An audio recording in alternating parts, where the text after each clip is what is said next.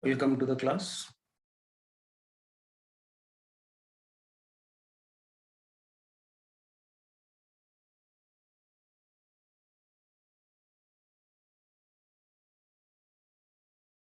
So today we will discuss about product development, technical and business concerns. So what are the concerns related to technical and business? We'll see into it. It also covers some sales and business development part of that, along with the technical things. So the scope of chapter is initiate the design process with the task. The result of this chapter is to go or no-go decision for the product development. Basic method involving technical questioning and mission statement. And also develop a quantitative economics business assessment of an activity using Harvard Business Case Analysis approach. Contents are like this. Determining what to develop. S curves. We will discuss about S curves. It's very interesting theory. S curves and new product development. Comments on S curves and technology forecasting. Basic method, mission statement and technical questioning. In that technical questioning, mission statements, in that one example will be there, fingernail clipper, clarification and mission statement of that. Then business case analysis, advanced method of design drivers. Determining what to develop. Should a completely new technology be introduced? Original innovative design. It should be very new and should be the current product to be refined. That is adaptive design. Or should the product be expanded into variants? That is variant design, incremental improvement. So we have to determine what to develop. That we need to be concentrated on. So let us go with the S curve. Technology development and insertion cycle. You see here the performance towards height.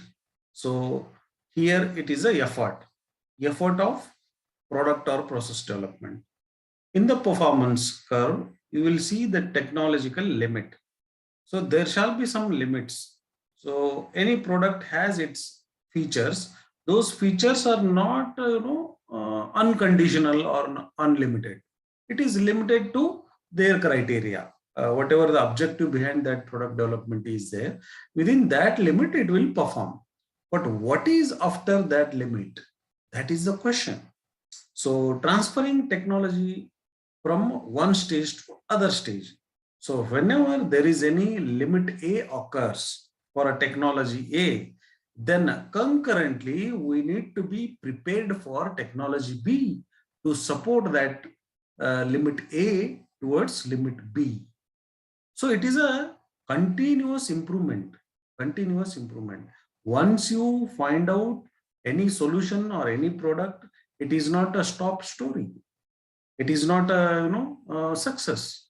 Success is a journey actually. So same way, once you reach that limit A, then you need to think after what is next then. So what are the limitations? How to tackle those things? Is there any alternate way to reach the limit B?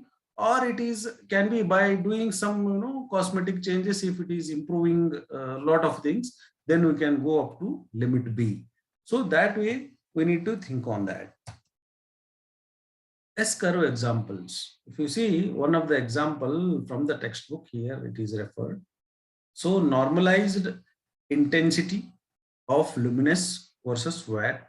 It is related to the bulb. So in that, in earlier days, there is a incandescent bulb was there, filament type incandescent bulb. Okay. Later, you see the fluorescent tube light came into picture.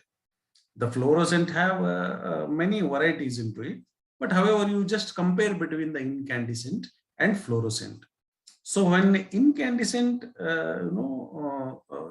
find out and explode, then there was a limit of here. It is a luminous versus watt per watt. So the light 10 luminous per watt. So wattage wise it was high, but luminous was less. Means it is giving a less light comparing to fluorescent.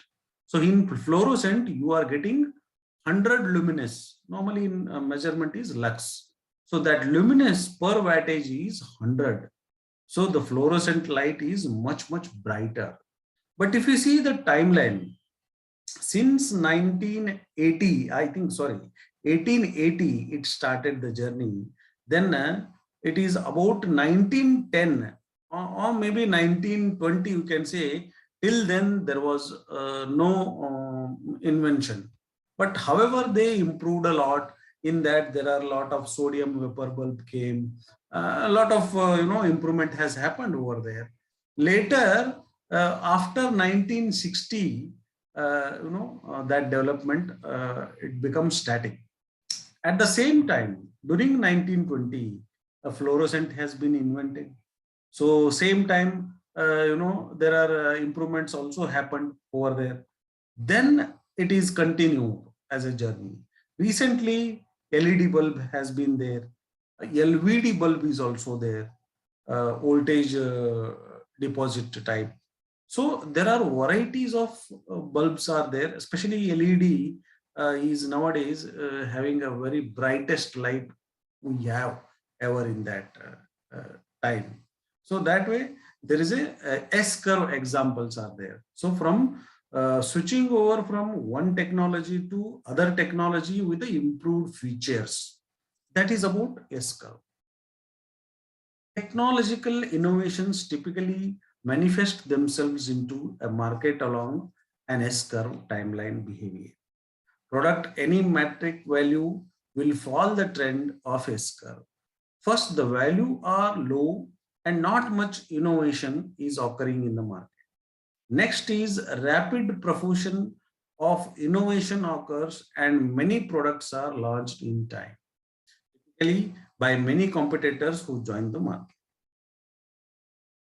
This trend is carry on for many days and in some time it is many months also. The next step is to flatten the S-curve. It means market are mature enough with well-established few competitors.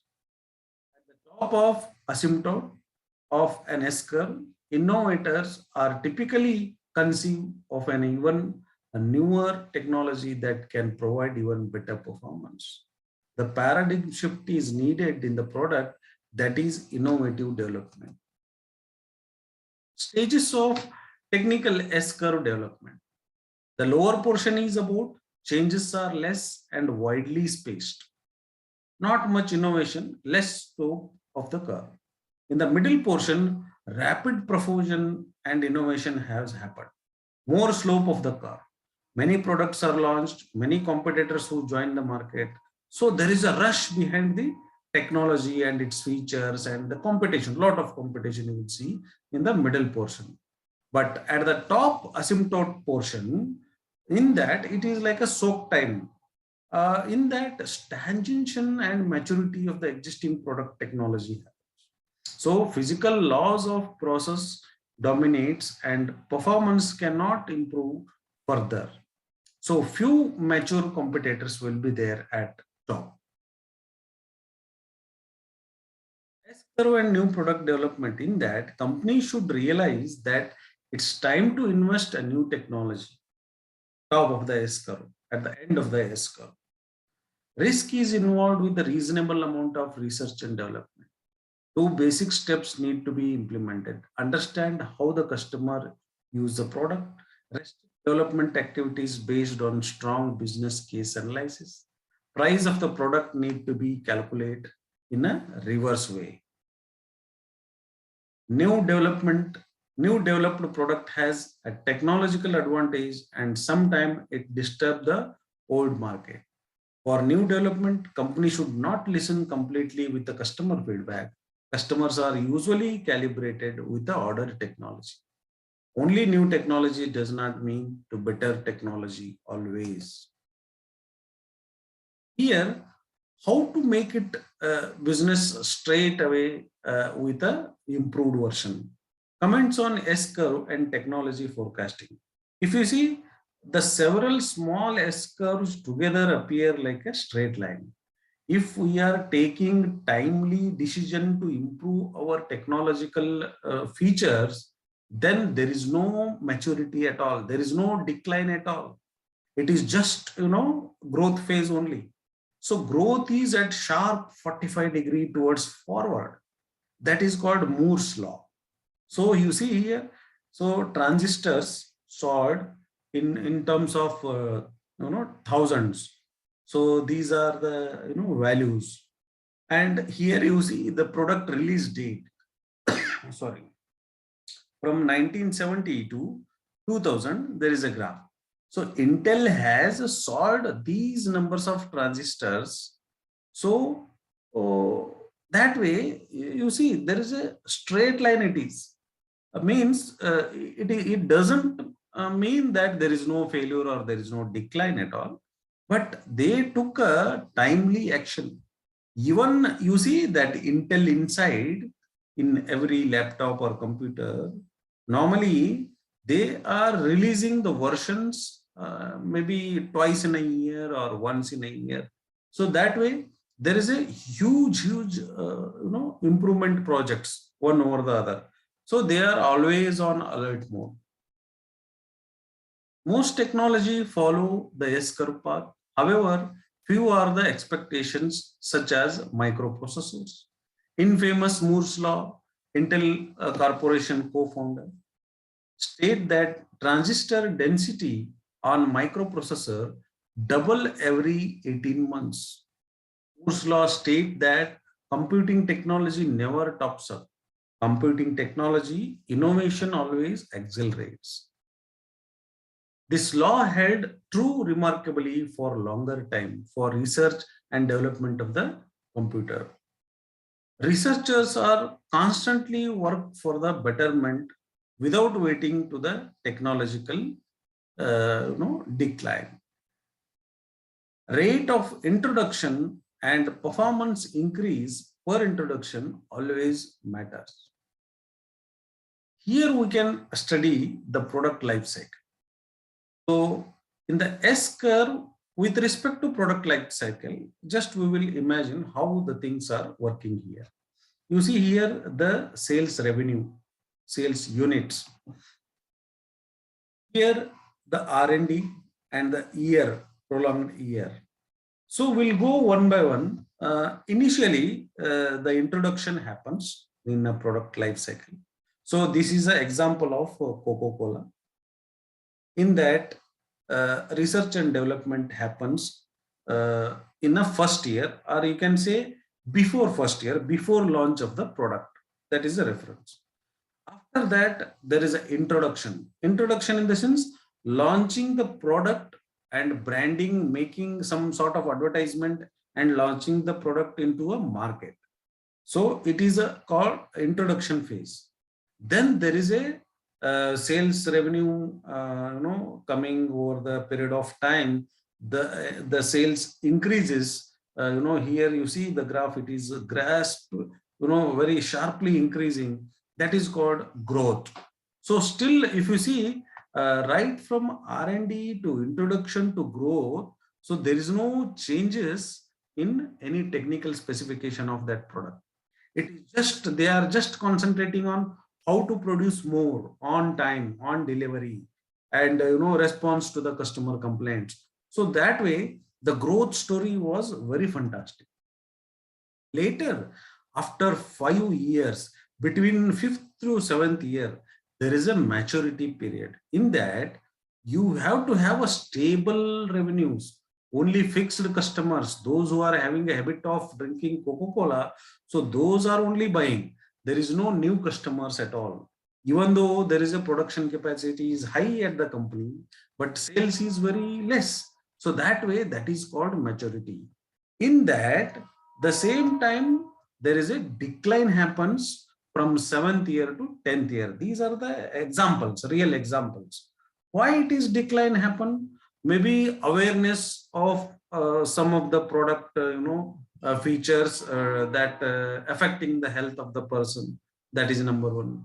Number two, maybe there are some competitors who are, their product quality is more than this one, or maybe it is, the logistical issues, manufacturing unit is somewhere and it is coming all the way 300 kilometer or 400 kilometer.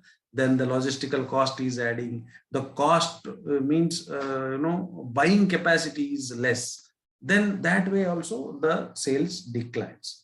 So maybe once the decline is happening, maybe the marketing and sales team will have a data analysis, why it has happened, what are the reasons to decline. So then there is always feedback will be there. But however, there is a decline is there. It is to be anticipated during the introduction time, or maybe once we reached at the end of the growth, then we should analyze what is next as per S curve. So without S curve, there is a product life cycle is anyway going to down after 5th year. So once you know the S curve, there is a action after 7th year, that is called product extension. So what kind of product extension it is? By bringing new models. You see here, since 7th year, Coca-Cola only was there. Then at the 9th year, they bought the sugarless Coke, the chocolate mix Coke, the zero Coke. There is a green leaf Coke. See that there are brands, means they are introducing the product as per the customer need, as per the customer demand, as per the customer taste. So that way, since there is a different taste or different price or different product, people are getting attracted towards the product. So that's what they are started buying on those things. So without S curve, there was a decline. But here with S curve, so there is a sustained growth. From growth point to after maturity also, there is a tremendous growth is visible even after a 10th year. So you see here, in R&D and introduction phase, you are introducing advertising and new packing. But at the same time, these are also whatever the activity you did for growth, same activity has to happen after the maturity in extension of that product. Means price reduction has to, you think, adding the value means kind of features, additional features you need to think, exploring the new markets, new trends, new niche you need to think, new packing. Maybe it is a government guideline, or maybe it's a kind of durability or kind of cost reduction. So you need to think on new packing as well. So that way there should be some changes. Change should be bring down towards those whatever the issues were there, which are resulting into the decline. So same way, if you go into the figures, so unit of sales in millions, in 2007, it was 1.39 million. Same time growth has, in 2014, it was 169 million.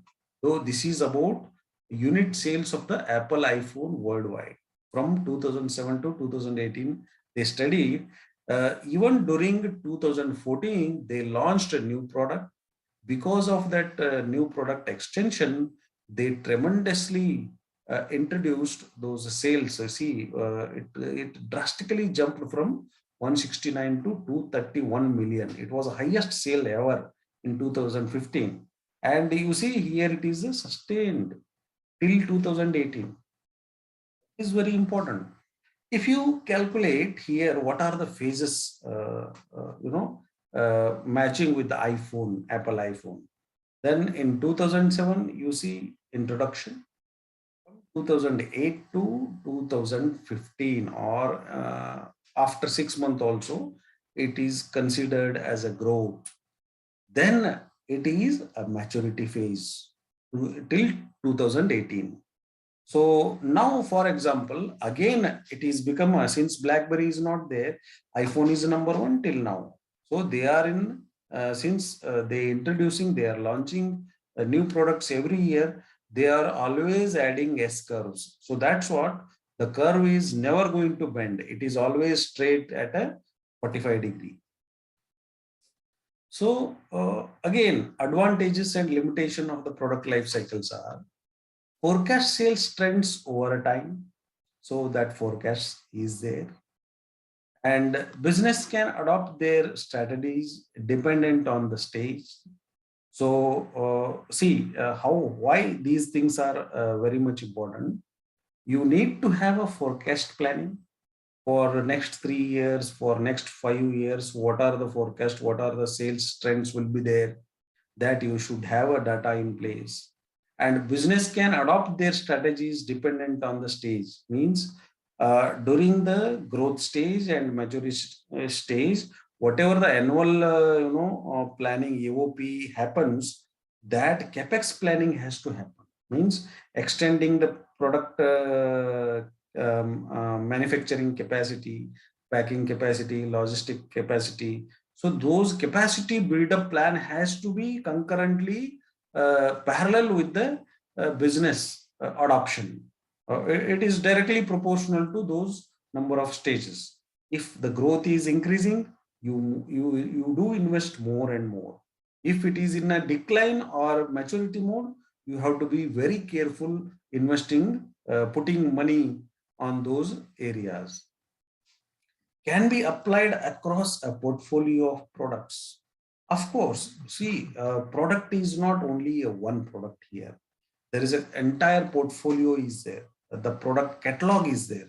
So you have to apply those things into these S curve and all to the entire product range, not a single one. Very simple to use. This S curve is very simple. So there is no special thing is required. At the same time, there are limitations, disadvantages are there. What are those? Not at all products follow the product life cycle. Yes, actually, product life cycle is totally, while thinking, the R&D person, the design engineer thought it was unlimited for a life. He is giving warranty for a longer period. So that is not at all suitable for the S curve, according to that. So no, none of any engineer will think the product life only for 5 years. He always think for a longer period. That way, hard to predict how long a product will be in each stage. It is not in his hand. It is not in engineer's hand. The product life cycle is always at customer hand. Or whoever is using that, he will even some very enthusiastic customer is also getting bored with that product. That's what he wants, some change in that. So that change is necessary. It cannot be what he is eating at the age of 10, the same he would like to eat at the age of 40 is not permissible. Over the period of time and over the different environment, a person would like to eat different dishes that way. It's only a prediction of a product stage. Yes, a prediction also is there, but data management is also there. There are accurate databases are helping, supporting these curves. It's a theory, not an exact science. Of course, it is a theory, but it is based on some data science. Basic method, mission statement and technical questioning. The ability to frame the problem, to ask the right question at right time and of right persons is essential to success. The more formulation of the problem is far more essential than the solution. To raise new questions, new possibilities, to regard old problems from a new angle requires creative imagination and marks real advances in science. The company has to understand three possible environments prevailing in the market and plan the introduction of new product accordingly. Environment when they are introducing new technology. Environment when the technology is rapidly evolving. Environment when the technology is topping up. These are the some conditions, so we need to evaluate. The above technical questioning based basic method helps achieving the understanding.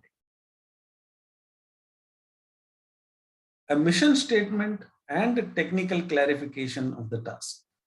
Focus design effort defines goals, translate business case analysis to the development team, provide schedule for the task, provide guidelines for the design process.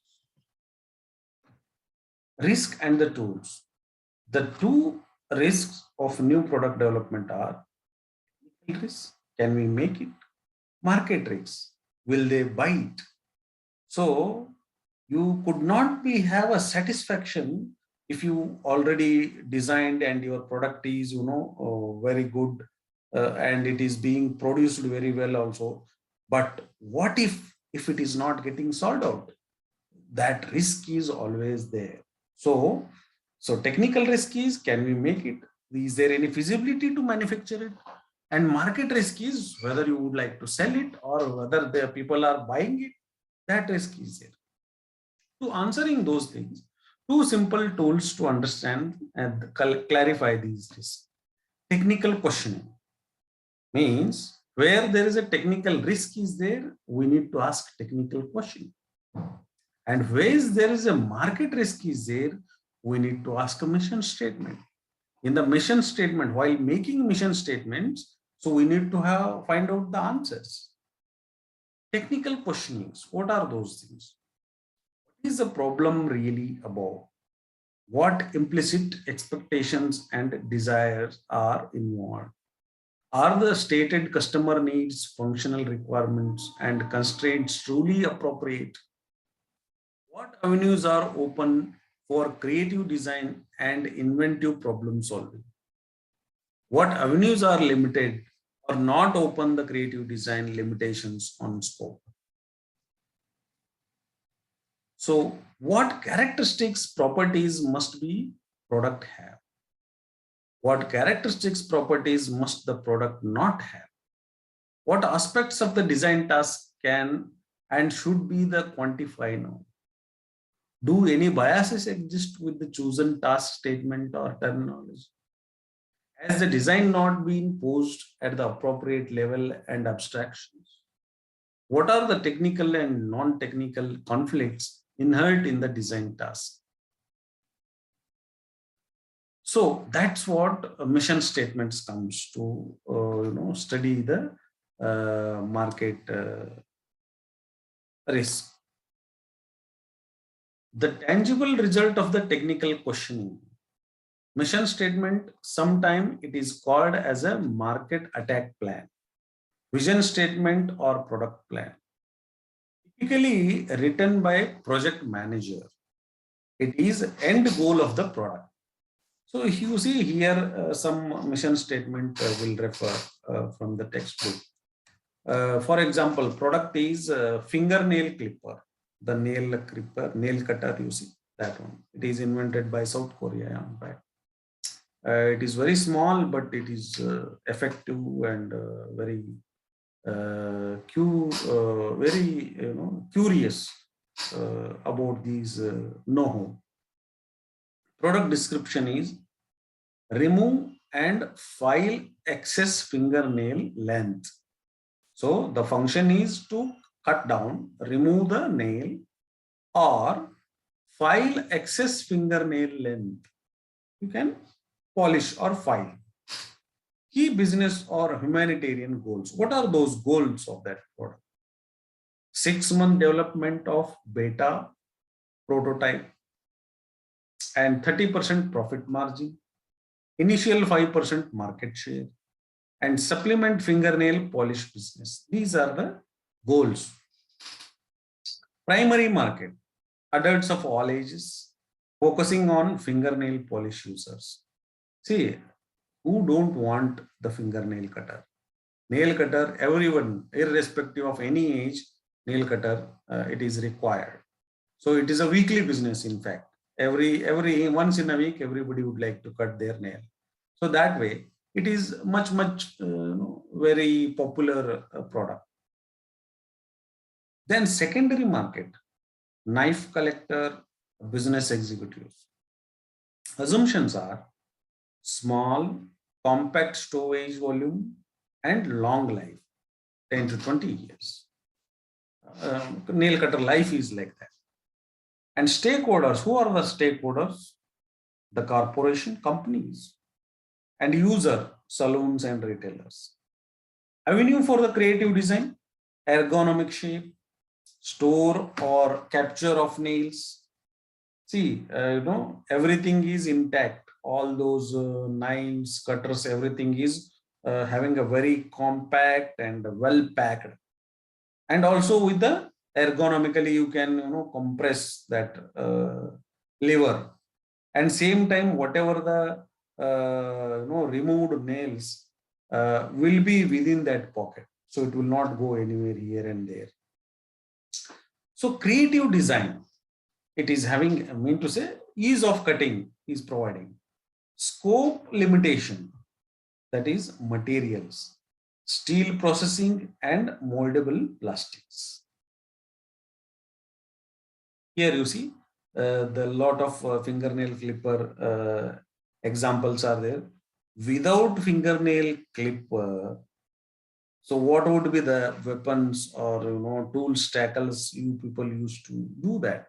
You just imagine if the nail cutter is not there, then there is a lot of activities are there to cut those nails. Technical questioning for fingernail clipper is just an example how the questioning has to be framed and answered that way. What is the problem really about? Clumsy operation of the typical clipper. What implicit expectation and a desire are involved? Remain a manual clipper that can be operated by oneself. It is manual. There is no automatic motor is there with that. Are the stated customer needs, functional requirements, and constraints truly appropriate? Many groups, as documented in trade magazines and customer studies, have noted clumsy operation. A detailed assessment will be made in post-customer interview. There will be some sort of issues are there, but doesn't matter. It's a clumsiness is not so issue in a life. What avenues open for creative design? Can modify any and all parts, introduce different material, combine the functional parts, and many more questions. What are the limitations for creative design? No electrical power, no service-based solution. It is once, your investment is one time, and you use that nail cutter all the time. What properties and characteristics must the product have? Easy to use, durable, safe, and low cost. It's very cheap. Then, what properties, characteristics must the product not have? Should not be bulky, it should not heavy, otherwise you can't concentrate and locate the nail and cut, or else it may result in accident. What aspect of the design task can be or should be quantified down? Do any biases exist with the chosen task statement or terminology? Has the design task been posed at appropriate level of abstraction? What are the technical and technological conflicts inherited in the design task? So these are the questions to be. About the mission statement, product description, remove and file excess fingernail length. It has been there. The same thing, what earlier discussed, the same thing. It is the mission statement designed according to the questionnaires. So all the questions being answered here, that is what the mission statement. So the mission statement template for any product, you see the product description, one concise and focused one sentence. These are some rules. So it is for X product. You can remember anything on that. Any product, if you are launching, then you should have a product description. That description should have one concise and focused one sentence. It should not be a theory. It should not be very lengthy. It should be memorable. It should be short within one sentence. Key business or humanitarian goals. So it should have a purpose. Means schedule, gross profit per margin, market share, advancement of human needs. So there should be some business purpose, humanitarian goals as well as key business goals. Primary market, who are going to use these things? Primary market, who are the customers?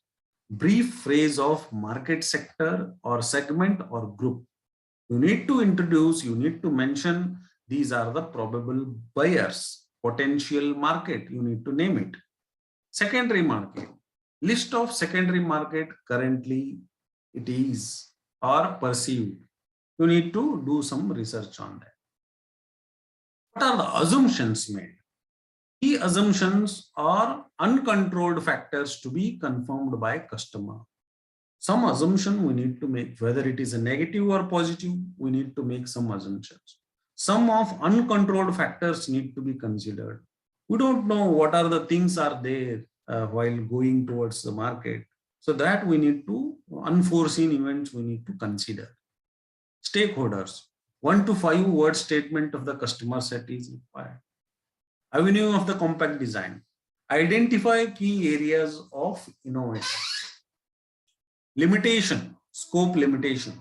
List of limitation that will rein back the design team from solving the world. Here, example of mission statements from Gap, Apple, and Lego. You see the Gap, what is the mission statement?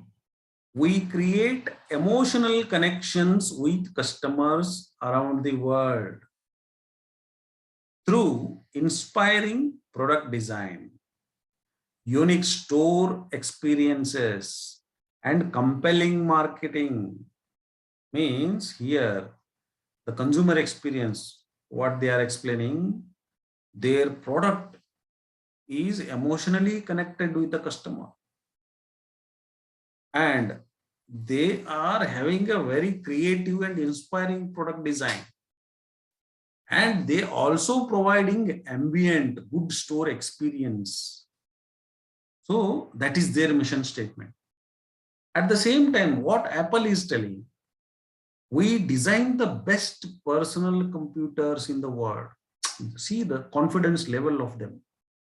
And they are telling their technology is best in the world. Lead the digital music revolution. They are also telling they are leading that digital music revolution. The app, the music app. And they reinvented the mobile phone. They are always reinventing one over that. Earlier there was a 4S, then 5S, then SE, then 6S, 7S, 8S. A lot many things come. Now it is 13, 14, 15 is going on. So that way there is a and are defining the future of the mobile, media and computing devices. Even they are also pioneer in some of the apps. By using your Apple iPhone with help of lot of apps, your life become easy. So it is all about design and leadership. What Levo is telling, Levo League, our mission is to create a trusted community of young professionals who are invested in supporting each other's success in game-changing leadership positions. It is a kind of social service, that statement. Now you see the example of mission statements from Google, what they are telling. Google's mission is to organize the world information and make it universally accessible and useful. Tell me nowadays, without Google, your life become havoc. Earlier, whatever the doubts are there, Either personally you used to read the book, or you go to the library, or you will ask somebody else. Now there is no necessary of those things. Sitting in your home or sitting in your wherever it is, just you have to sneak into your device or laptop or computer. You just type what you want, everything is available. The words library in front of your thumb. So that way, Google's mission is to organize the word information and make it universally accessible and useful. It's a good thought, goodwill. So product development economic analysis, how they are being analyzed. Cost of development versus the expected future revenues. Two fundamental considerations. Number one, risk. The project must have a higher projected return on investment than low risk alternatives such as saving account versus it. There shall be always break-even point or return over investment. It should be. The other point is time value of money. Break-even point, return on investment, and investment risk. These things are must. Without that, there is no economics at all. So what is break-even point? The time until the investment cost is recovered and the project start making money. That is break-even point. What is return over investment? Over the expected sales life in the marketplace, the amount of profit gained compared to the initial investment. That is return over the investment. Investment risk. What are those risks? The probability that the market analysis is not correct and there will be a less return on investment. Maybe because of natural calamities or national calamities, maybe because of misjudgment of the forecast. So things may go even in a wrong direction also. So that's what investment risk is always there. Yeah. So regarding that product life cycle, we'll have a video, then we'll stop that. Here you see regarding, here.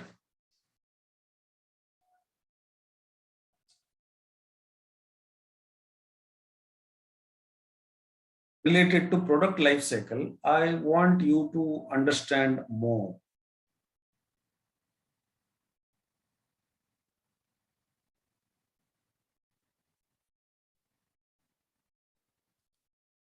Hey, ladies and gentlemen, today we are going to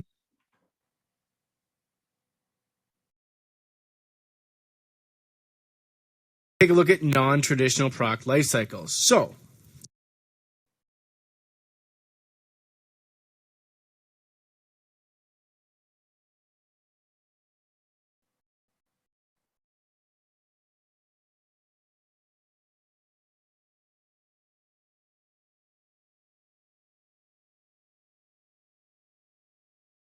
unicycle. That zany, crazy, one-wheeled contraption that some people use to get around. It is very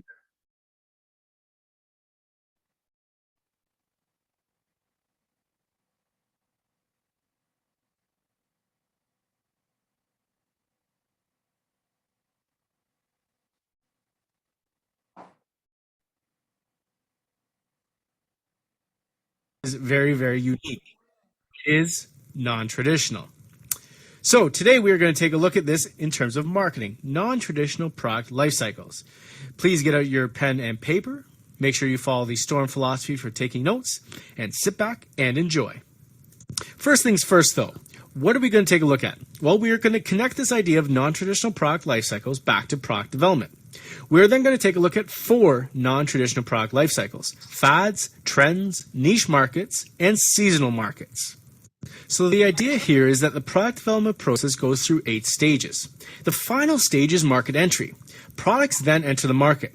Their product life cycle therefore begins. But some products do not follow the typical product life cycle. Some are just a little unique. The typical product life cycle goes through the 4 stages over a fairly long period of time. It's introduced to the market, it grows, it matures, it then goes into decline, and then a decision point has to be made. During this product life cycle, sales will start off slow and then gradually increase to a point where it then decreases. But again, this takes a fairly long period of time. For some products, this is not typical. For some products, this cycle is very, very different. Their sales increase and decrease at a much different rate. So for these unconventional products, how do their product life cycles look? Some products are just a little too different to be categorized as traditional. Some products are just a little too unique, and their life cycles are therefore highly unordinary. These products are what we term fads, trends, niche markets, or seasonal markets, and their life cycles look a heck of a lot different than the traditional model. So the first non-traditional product are what we call fads. Now I think we can all safely say that we have at one point in time or another purchased a product in which it was a fad. Now at the time we probably thought this product was amazing, revolutionary, so unique that it would never go away. Well, we were saddened by the loss of products such as the Koosh and Furby and Power Rangers and Silly Bands and Chia Pets. These products were fads. Their popularity was extremely high, but for a very brief period of time. They became unpopular just as quickly. These types of products are very unpredictable. Marketers don't really know what they're getting into with these products. They think that they will be very, very popular, and they hope that these products will last for a fairly long period of time. But they don't. And so marketers and companies can make and lose a lot of money with fads. It can be very, very profitable, but can be just as unprofitable. And therefore, fads are often very, very risky. And so compared to the traditional product life cycle that you see on green, a fad product life cycle rises extremely quickly, but drops just as quickly. Movies, books, songs, artists, television products, all of these things are typically fads. We all at one point or another get latched onto various fads. We think that these are going to last for a very long period of time, but they don't. If marketers can get out of the fad market right at its peak, then they stand to gain a lot of money. However, if they hold on just a little too long and they suffer that decline, they will lose just as much money potentially as which they made. The next non-traditional product is what we call trends. Now, we often refer to fashion in terms of fashion trends, and these are your best example of trends. Trends are slightly different from fads. They have a little more lasting effect on the market. They stick around for a little longer than a fad. Oftentimes, trends are mass movements, so a large number of people latch onto this style or product, and therefore they become a trend. And oftentimes trends are composed of a number of products. Back in the 60s, the hippie movement was a bit of a trend. Currently, we see fashion trends coming at us, well, fairly regularly. And we see a lot of people latching onto various different trends. How about organic food? Is this a trend? Is this a fad? Is it going to be a normal, traditional product life cycle? Time will tell. But many, many products will fall into the trend category. And so trends, as compared to the traditional product life cycle that's shown in green, are slightly longer than fads, but still a lot shorter than a traditional product life cycle. They rise and they fall in a shorter period of time. The trick for marketers is to anticipate trends, is to create products slightly before the trends happen. If you can do this as a marketer, you will capitalize on the popularity, enter the market time at the right time, and realize huge profits, and potentially become industry leaders. The idea is to forecast these trends. And so when we see fashion weeks happening in Toronto and Paris and London and around the world, these are all trying to illustrate maybe the next great trend. And marketers pay close attention to these trends, especially if they are a fashion industry. The third non-traditional product life cycle is what we could call niche markets.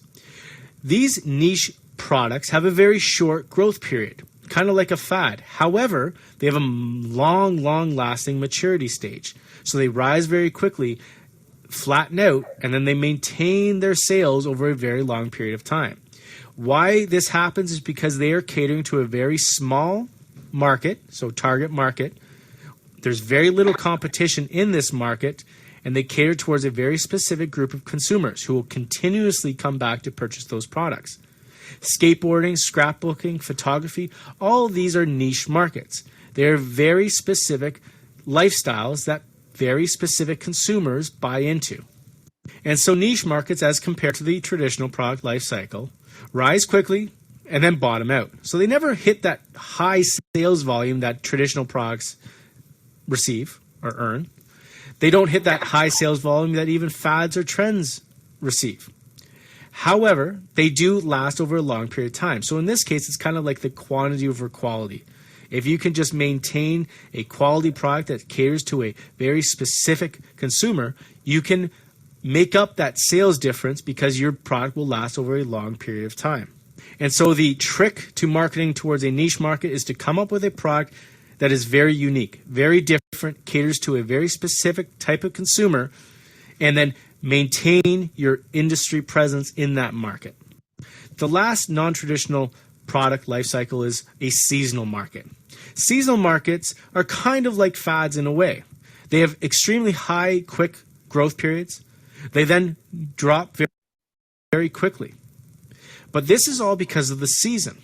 Think about this. Do you eat ice cream in the winter? Do you go skiing in the summer? No, you eat ice cream in the summer. And so the growth of ice cream in the summer rises very quickly, but then falls off just as quickly when winter comes around. How about ski resorts? As soon as the snow falls, people will line up at the closest ski resort, and they will grow over the course of the season. But as soon as the melting happens, these consumers stay away. And so the sales of these ski resorts drop off considerably. And so the seasonal product life cycle is a series of waves. It rises and falls and rises and falls according to the season. So think about snowboarding. The winter season, that sales hits the peak and then drops off. And then the next winter comes around and goes right back up and then drops off, and so on and so forth. So marketers understand this. They anticipate this drop off. And then they prepare themselves for the next season and hope that maybe they can generate even more sales. And that's really the trick here. You know you're going to rise and fall with the season, but the trick is to rise even higher the next season. Make your product even more popular for the next season. Come up with new products to do this. And then, again, wait for the season to come back around before you do it again. And so this brings us to the end of this video. What's the difference between a fad and a trend? Think about it. Can you identify a current market trend? What makes it a trend? What indications are there that it won't last? Look at the students in the school. Are they demonstrating some of these trends? How do you know it's not going to last? So try and answer these questions. Make sure you have summarized this video. Make sure you've added discussion questions for class. And we will see you tomorrow. So you have to choose carefully about your product. Thank you.